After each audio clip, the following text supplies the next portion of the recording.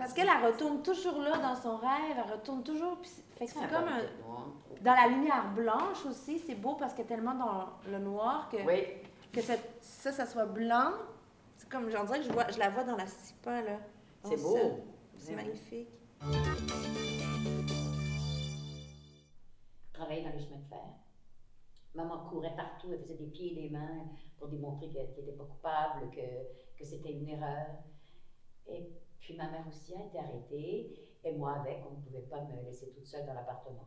J'avais 4 mois. Catherine, c'est une petite érudite, hein? C'est quelqu'un qui connaît beaucoup de choses. Première, c'est une bonne comédienne, une super actrice, mais j'ai appris à la connaître là-dessus, là, et puis je me rends compte que c'est quelqu'un qui a une érudition incroyable. Elle parle toutes sortes de langues, et puis elle lit toutes sortes de choses, puis elle vient aussi d'un esprit scientifique qui est devenu un artiste, alors elle est bonne dans tout. C'est vraiment une multidouée. Ce qui fait, en plus, être hyper sensible, puis elle fait ça, ce texte-là, parce que ça fait des années qu'elle lit ça avec passion, puis qu'elle a envie de voir cette parole sur scène, parce que il y a une théâtralité dans le fait que les gens s'adressent à elle.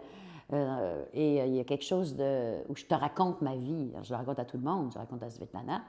Svetlana qui a une présence probablement bienveillante, ce que Catherine a aussi comme personne. C'est une personne bienveillante, on a le goût d'y faire plaisir.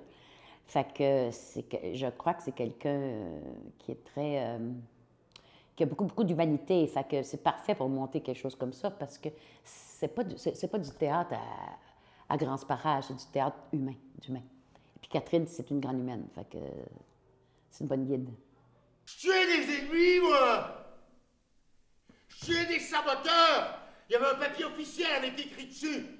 C'était écrit, voilà. Condamné à la mesure suprême de défense sociale. Voilà, c'est une sentence du gouvernement, putain de bordel de merde!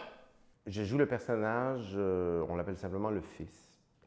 Alors, c'est le fils d'un autre personnage, d'une dame qui est jouée par Louise Bombardier.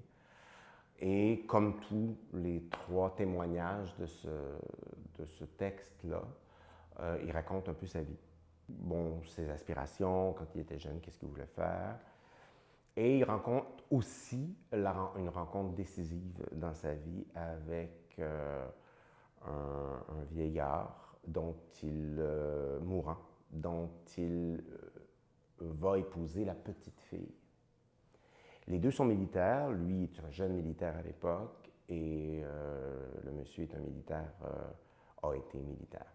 Je ne veux pas entrer trop dans les détails parce que ça gâcherait le plaisir, mais disons que le vieux lui fait des confidences assez bouleversantes. Et ça vient chercher chez lui des grands questionnements par rapport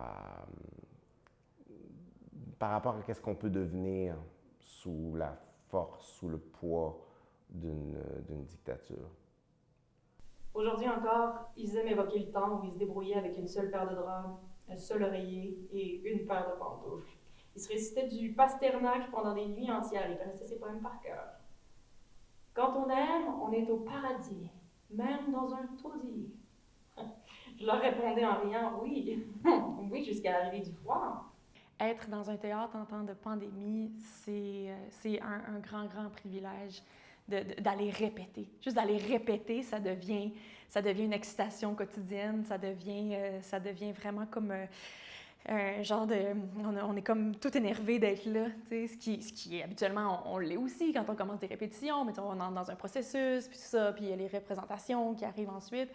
Mais avec tout ce qui a été annulé, moi j'ai une pièce aussi qui a été annulée cet automne, mais le fait de juste venir répéter en groupe, puis de pouvoir se jaser, d'avoir un contact humain qui n'est pas par Zoom ou qui n'est pas sa personne à la maison quand on revient, ben c'est vraiment une chance inouïe.